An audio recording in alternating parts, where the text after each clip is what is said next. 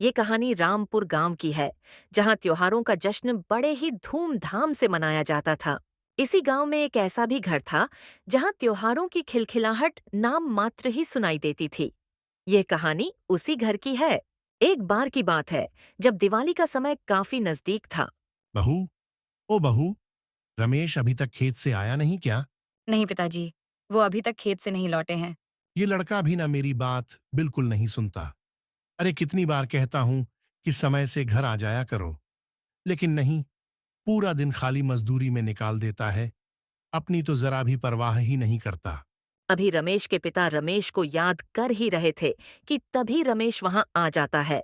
अरे बाबूजी, आप अभी तक सोए नहीं, ठंड लग जाएगी। अरे बेटा, अभी कार्तिक माह चल रहा है, इसमें कैसी ठंड? बाबूजी, इसी महीने से तो ठंड शुरू होती है। अरे अभी कहाँ बेटा, अभी तो सारे त्योहार बाकी हैं। जैसे बच्चों का सबसे प्यारा त्योहार दीपावली, जिसमें पूरा गांव जगमगा उठता है, और बच्चे भी इस त्योहार को दिल से खुशी के साथ मनाते हैं। हाँ बाबूजी, इस बार दीपावली तो ऐसे धूमधाम से मनाएंगे कि सालों याद रहे। अभी रमेश अपने पिता के साथ बातें कर रहा था कि तभी सोनू दौड़ते हुए बाहर से घर आता है। देखिए दादाजी, मैं आ गया। अरे सोनू बेटा, तुम खेल के आ गए और आज तुम बहुत खुश लग रहे हो। क्या बात है? खुश क्यों ना हो दादाजी। आपको पता है कल से हमारे एग्जाम खत्म हो जाएंगे और परसों से हमारी छुट्टियां हो जाएंगी। सीधे अब दीपावली के बाद ही स्कूल जाना है। और इस बार दीपावली में तो मैं धूम मचा दूंगा। पापा, इस बार मुझे बड़ी वाली रॉकेट चाहिए जो शहर के बच्चे जलाते हैं। एकदम वैसी जो आसमान में ऊपर तक जाती है, और ढेर सारी मिठाइयां भी। हाँ बेटा, इस बार जिस जिसको जो चाहिए सब मिलेगा। अब चलो, खेल के आए हो तो हाथ पैर धोकर कुछ खा लो। दादाजी रमेश और घर में सब बहुत खुश थे, लेकिन वहीं अंदर के कमरे में खड़ी रीमा बहुत उदास थी। आप सोनू से बड़े-बड़े वादे कर रहे हो और घर में अनाज का एक दाना भी नहीं है।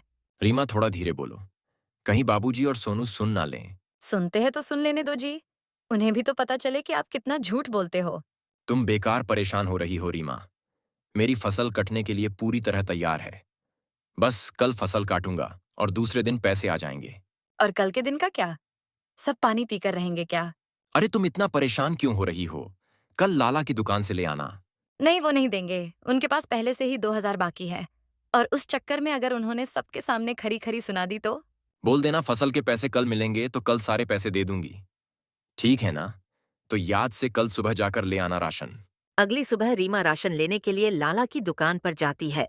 आओ आओ रीमा बहन, बताओ कैसी हो? लाला जी, मुझे आटा और चावल चाहिए था। वो घर का सारा राशन खत्म हो गया है और पैसे मैं 1-2 दिन में दे दूंगी आपको। बहन, पर आपका पिछला हिसाब भी बाकी है। वो तो अभी तक रमेश ने नहीं चुकाया है। जब भी पैसे मांगो तो कह देता है 1-2 दिन में दे दूंगा। नहीं नहीं बहन, मैं और उधार नहीं दे सकता। लाला जी, मैं 1 दिन में आपकी पूरी उधारी चुका दूंगी। विश्वास कीजिए मुझ पर। नहीं नहीं बहन, पहले रमेश को बोलो कि वो बकाया चुकता करें, तभी बाकी का राशन मिलेगा। लाला की बातों से रीमा उदास मन लेकर वापस घर की ओर चली जाती है और रमेश को यह सब बात बताती है। ठीक है रीमा, परेशान मत हो, मैं कुछ इंतजाम करता हूँ। तभी सोनू अपनी माँ को आवाज लगाकर खाना मांगने लगता है। माँ, मुझे बहुत जोरों की भूख लगी है। कुछ खाने को दो ना। हाय भगवान, अब खाना कहाँ से लाऊं? देखती हूँ, एक बार सरला मौसी से पूछती हूँ। रीमा सोनू के लिए खाना लेने सरला मौसी के घर पहुंच जाती है। सरला मौसी, ओ सरला मौसी, जरा बाहर आइए ना। अरे कौन है बहन इतनी सुबह सुबह? अरे रीमा, तू? क्या बात है इतनी सुबह मेरे यहाँ? मौसी, मेरे घर पर राशन खत्म हो गया है। सोनू को बहुत भूख लगी है।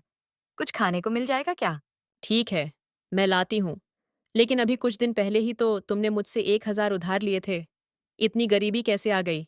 रमेश का काम तो ठीक चल रहा है ना? हाँ, बस फसल कटने को आई है। उसे बेचकर आज वो पैसे लाएंगे। ठीक है रीमा, लेकिन रोज रोज ऐसा नहीं चलेगा। मैं भी बूढ़ी औरत हूँ। अगर कुछ काम पड़ गया तो मैं किससे मांगने जाऊंगी? सरला मौसी रीमा को थोड़ा सा खाना दे देती है, जिसकी वजह से रीमा सोनू को खाना खिला देती है। अभी कुछ वक्त गुजरा ही था कि तभी बाबूजी रीमा को आवाज लगाते हैं। बहू, ओ बहू, आज खाना नहीं बनाया क्या? बाबूजी की आवाज सुनते ही रीमा रसोई से बाहर आकर उनके पास आती है। बाबूजी, वो अभी पैसे लेकर आते ही होंगे। बस थोड़ी देर में राशन भी आ जाएगा। आप थोड़ा सा रुकिए। यहाँ रीमा राशन खत्म होने के कारण चिंतित थी और दूसरी तरफ रमेश अपने खेतों में जाकर फसल काटने की तैयारी करने वाला होता है और मन ही मन सोचता है, इतनी सारी फसल काटने में तो सुबह से शाम हो जाएगी। अभी राशन लाने जितनी फसल काट लेता हूँ, बाकी की फसल मैं कल काट लूंगा। वैसे भी दीपावली आ तो रही है। रमेश कुछ फसल काटकर शहर में बेच आता है और लाला की दुकान से ढेर सारा राशन ले आता है। अच्छा किया जी जो आप जल्दी आ गए। बाबूजी भी भूखे थे। मैं अभी सबके लिए खाना बना देती हूँ। अभी रीमा सबके लिए खाना बना रही थी कि तभी सोनू भी स्कूल से वापस आ जाता है। बाबा, मैं स्कूल से आ गया। शाबाश बेटा। पर आज तुमने घर आने में थोड़ी देर कर दी। हाँ दादाजी, वो 3 दिन बाद दीपावली है ना, तो रास्ते में दोस्त मिल गए थे, तो उनके साथ पटाखे जला रहा था। पटाखे? लेकिन तुम्हारे पास पटाखे खरीदने के पैसे कहाँ से आए? पैसे की क्या जरूरत है? मेरे दोस्तों ने अपने में से ही कुछ पटाखे दे दिए थे मुझे। अच्छा ये बात है, तो फिर ठीक है। बाबा, सब लोग दीपावली की तैयारी के लिए कुछ ना कुछ खरीद रहे हैं। हम कब खरीदेंगे? अभी दादा पोता आपस में बातें कर ही रहे थे कि तभी वहां रमेश भी उनके बीच आ जाता है। देख बेटा रमेश, आज तो तूने पूरी फसल नहीं काटी है, पर कल खेत की सारी फसल काटकर अनाज बेच देना और सोनू को नए कपड़े और खिलौने दिला देना। और सुन, बहू को भी तूने पिछले साल कुछ नहीं दिलाया था, तो उसे भी कुछ दिला देना। ठीक है बाबूजी, मैं कल सुबह ही फसल काटकर उसे बेच दूंगा और सबको जो चाहिए वो दिला दूंगा। रमेश बहुत खुश था क्योंकि कल उसके पास इतने पैसे होंगे कि इस बार के दीपावली में उसके बच्चे को किसी भी चीज की कमी नहीं होगी। लेकिन किस्मत को तो कुछ और ही मंजूर था। गांव के 2 किसान रमेश की फसल को देखकर बहुत जल रहे थे। अरे रतन, तूने सुना क्या? रमेश की जमीन आजकल इतना अनाज देने लगी है कि क्या बताऊं। अगर ऐसे ही उसकी जमीन पर अनाज होता रहा तो वह बहुत अमीर हो जाएगा और हम लोग उसके सामने छोटे लगने लगेंगे। तो फिर क्या करें बताओ भाई। मैंने तो सुना है कल वो अपनी फसल काटकर शहर में बेचने वाला है। अगर ऐसा हुआ तो हमारी फसल कौन खरीदेगा? हमारी फसलों को तो सही भाव भी नहीं मिलेगा। बात तो सही कह रहे हो। मैं तो सोच रहा हूं सुबह होने से पहले उसके खेत की सारी फसल बर्बाद कर देते हैं। वो कैसे होगा बिरजू भाई? मेरे पास एक जहरीली दवाई है। अगर उसे मैं रमेश के खेत में डाल दूं तो रातों रात उसका खिलखिलाता खेत बंजर जमीन में तब्दील हो जाएगा। ठीक है तो फिर चलो, देर क्यों करें। फिर क्या था, बिरजू और रतन रात के अंधेरे में रमेश के खेत में आकर पूरी फसल पर दवाई डाल देते हैं और वहां से चले जाते हैं। अगली सुबह रमेश जब अपने खेत जाने की तैयारी करता है तभी वो रीमा को आवाज लगाता है। ओ रीमा, जल्दी से मुझे मेरा फसल काटने वाला औजार लाकर दे दो, मुझे देर हो रही है। हाँ हाँ, अभी लाती हूँ, रुकिए। ये लीजिए आपका औजार और फसल बेचकर जल्दी आना, क्योंकि हमें कल से दीपावली के लिए दिए और सामान भी लाने जाना है। रमेश गुनगुनाते हुए खेत की ओर जाता है, पर अपने फसलों की इतनी बुरी हालत देखकर रमेश तो हैरान रह जाता है, या यूं कहे कि उसे सदमा लग जाता है। हे भगवान, ये कैसे हुआ? किसने किया? पूरी फसल खराब हो गई है। ये अपने आप तो नहीं हो सकता। त्योहार की खुशी के मौके पर इतना बड़ा नुकसान। अब मैं कैसे अपने बच्चों के लिए नए कपड़े, मिठाई और पटाखे खरीदूं? मैं तो अपने इस खेत पर ही निर्भर था। हे भगवान, यह क्या कर दिया तूने? दीपावली का सिर्फ 1 दिन बचा है, अब मैं क्या करूं? रमेश फौरन से घर पहुंचकर सारी बातें रीमा और अपने बाबूजी को बताने लगता है। ये कैसे हुआ और अब क्या होगा जी? घर में राशन चलाने जितने तो पैसे हैं मेरे पास, लेकिन दीपावली मनाने जितने बिल्कुल भी नहीं है। कपड़ों की तो चिंता नहीं है, बक्से में रखे हैं पिछले साल वाले कपड़े हैं सोनू के लिए, लेकिन फूल झड़ियां पटाखे बिना बच्चे दिवाली कैसे मनाएंगे? बच्चे माने या ना माने, उन्हें इस मुसीबत के बारे में बताना नहीं है। उनकी पढ़ाई पर बुरा असर पड़ेगा बेटा। ठीक है बाबूजी, मैं नहीं बोलूंगा उन्हें कुछ भी। अभी जब सब लोग आपस में बातें कर रहे थे कि तभी वहां सोनू आ जाता है। सोनू को देख रीमा रसोई घर में चली जाती है। बाबा जल्दी नहा लो। आप फिर भूल गए, आज हमें दीपावली की शॉपिंग करनी है ना। बेटा आज नहीं, हम कल दिवाली के लिए सामान खरीदने जाएंगे। कल क्यों? आज क्यों नहीं? आज तो हमारी छुट्टी भी है। और आपने तो बोला था ना बाबा। सोनू बेटा, जिद नहीं करते। जब बड़ों ने बोल दिया है कल तो कल, इस पर कोई बहस नहीं।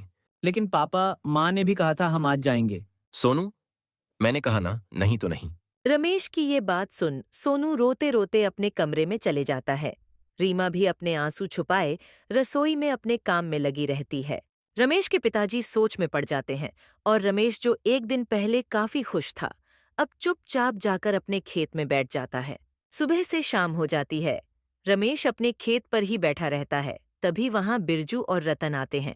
रमेश, ओ रमेश, क्या हुआ? यहाँ क्यों बैठा है? अपने बच्चों के लिए मिठाइयाँ और पटाखे लेने शहर नहीं जाएगा क्या? बिरजू का सवाल सुनकर भी रमेश कोई जवाब नहीं देता। अरे ये क्या खरीदेगा? जिंदगी भर तो अपने बच्चों को बस गरीबी ही दी है इसने।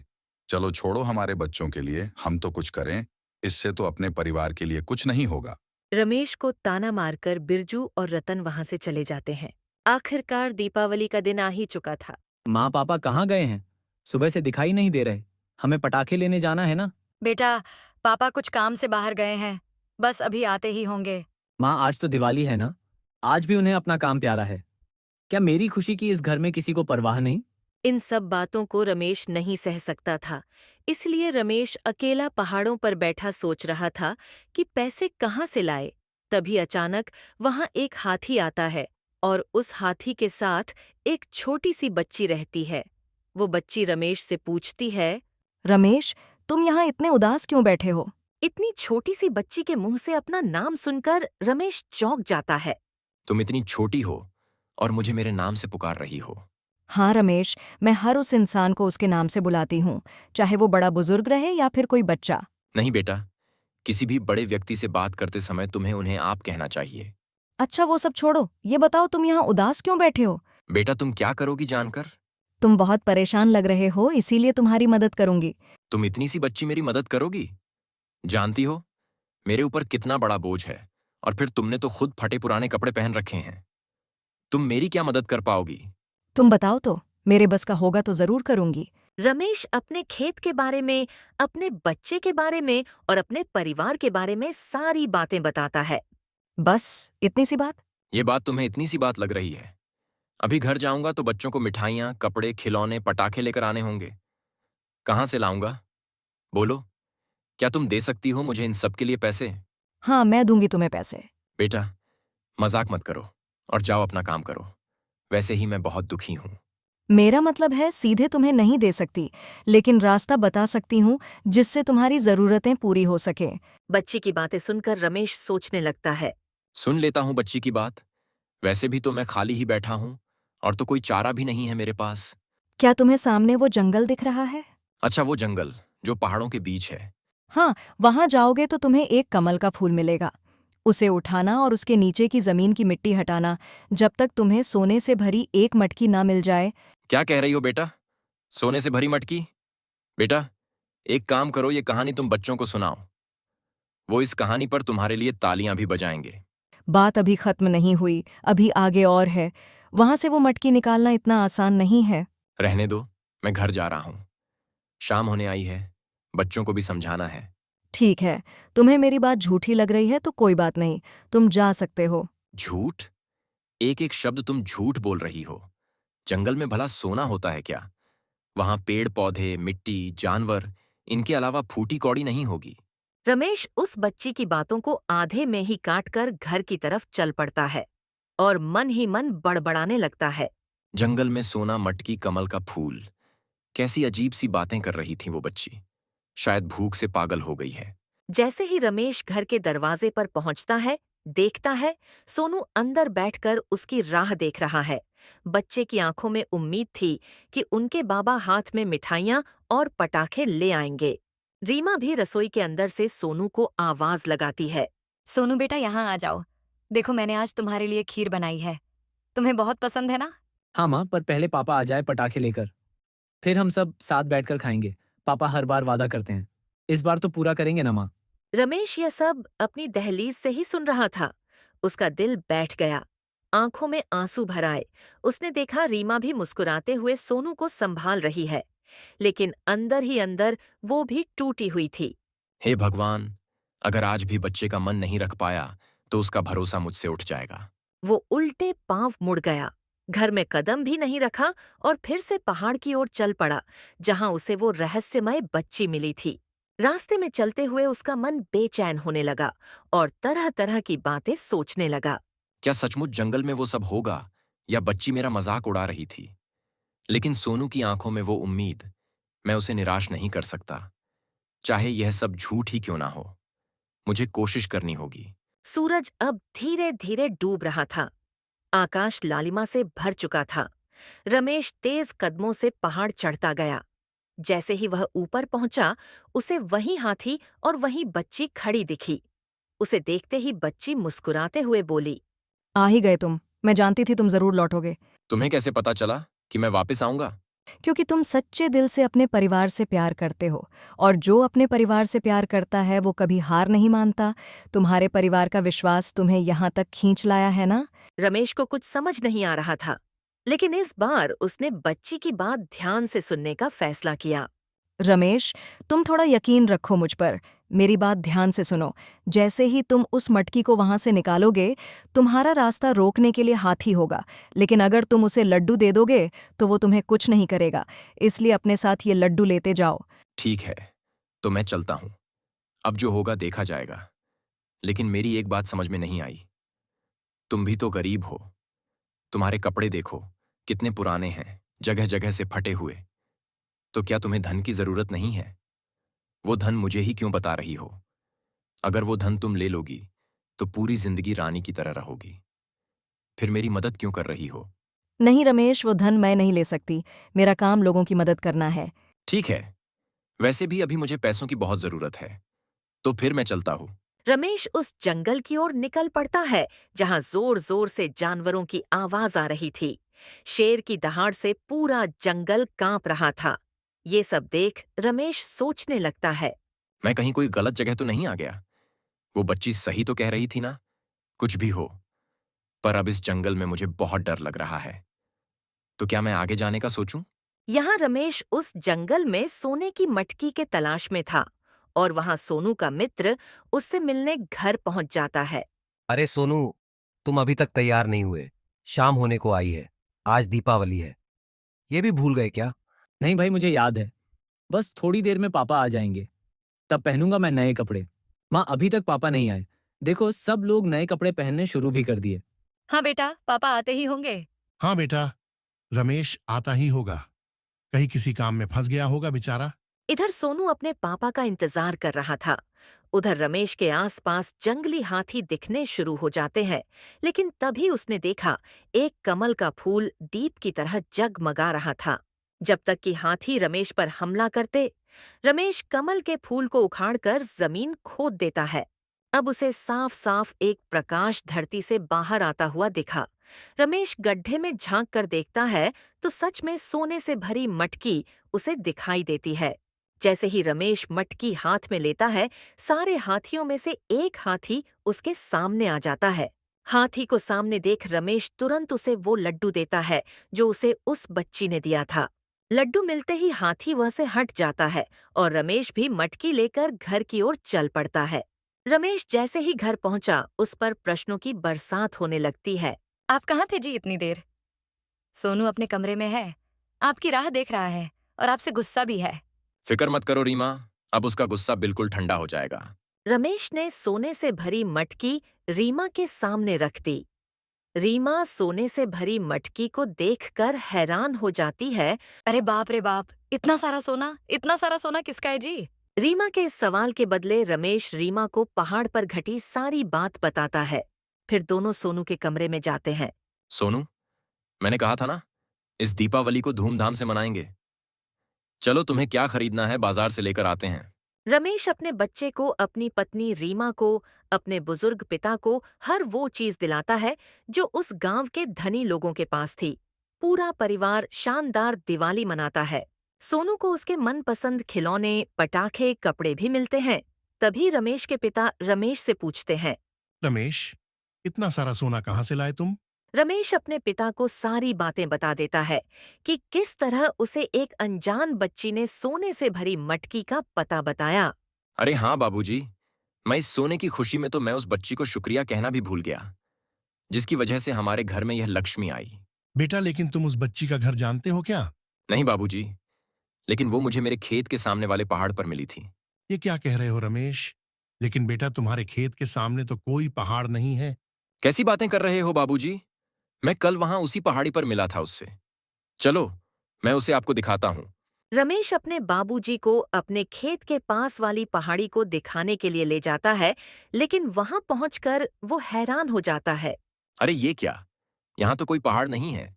वही तो मैं तुझसे कह रहा था बेटा, यहाँ कोई पहाड़ नहीं है। बाबूजी, लेकिन वो बच्ची फिर कौन थी? बहुत समय पहले की बात है बेटा, जब माता लक्ष्मी पहाड़ों पर रहती थी। दुष्टों ने उनसे उनका धन छीनना चाहा, तो माता लक्ष्मी ने हाथियों को वो धन छुपाने के लिए दे दिया। तब से धन उसी जमीन पर वैसा ही पड़ा है। कमल का फूल माता लक्ष्मी का संकेत है और हाथी गणेश जी का। मतलब वो बच्ची जो मुझे पहाड़ों पर मिली थी, वो साक्षात माँ लक्ष्मी थी। हाँ रमेश बेटा, तभी वो मुझे मेरे नाम से पुकार रही थी। जब मैंने उनसे कहा कि मैं आपसे बहुत बड़ा हूं, तुम्हारे पिता समान हूं, तो मुझे नाम लेकर ना पुकारे, तो पता है उन्होंने क्या कहा? यही कि मैं सबको नाम से बुलाती हूं। वो माता लक्ष्मी ही थी बेटा। लेकिन बाबूजी, यह धन तो वो किसी और को भी दे सकती थी, तो मुझे ही क्यों चुना इसके लिए? क्योंकि लोगों का कहना है माता किसी का बुरा ना चाहने वाले और सच्चे लोगों की जल्दी सुनती है। और फिर तेरे सामने सारे दरवाजे बंद हो गए थे, इसलिए माता ने तुम्हारी मदद की होगी। आखिर हम सब उनके बच्चे ही तो हैं। एक और सवाल था, बाबा मेरे मन में है। इतनी पुरानी बात आपको कैसे पता? ये बात तो आपके जन्म से भी पहले की लगती है। हाँ बेटा, जन्मों जन्म से यह किस्सा हर बाप अपने बेटे को पीढ़ी दर पीढ़ी सुनाता आया है, और आज यह बात सच भी हो गई। कल तक आज के नौजवान इसे सिर्फ एक कहानी मानते थे। लेकिन बाबूजी, मेरे खेत में अचानक यह कैसे हुआ? पता चला है कि बिरजू और उसके साथी ने मिलकर तुम्हारी जमीन के साथ ऐसा किया था, लेकिन अब मुखिया ने उसे गांव से बाहर निकाल दिया है। मुझे लगता है यह माता लक्ष्मी की कृपा से हुआ है। और नहीं तो क्या, भगवान की मर्जी के बिना एक पत्ता भी नहीं हिलता। तुझे तो उसी वक्त समझ जाना चाहिए था, जब उसने पैसे लेने से मना किया था। मैंने सोचा ऐसे ही नहीं ले रही होंगी। शायद उसको सोने का ज्ञान नहीं, इसीलिए नहीं ले रही होगी। रमेश को अब यकीन हो गया था माता लक्ष्मी ने ही यह उपकार किया है उस पर। रमेश और दादाजी घर चले जाते हैं और हर दिवाली को लक्ष्मी माता की पूजा बहुत ही धूमधाम से करते।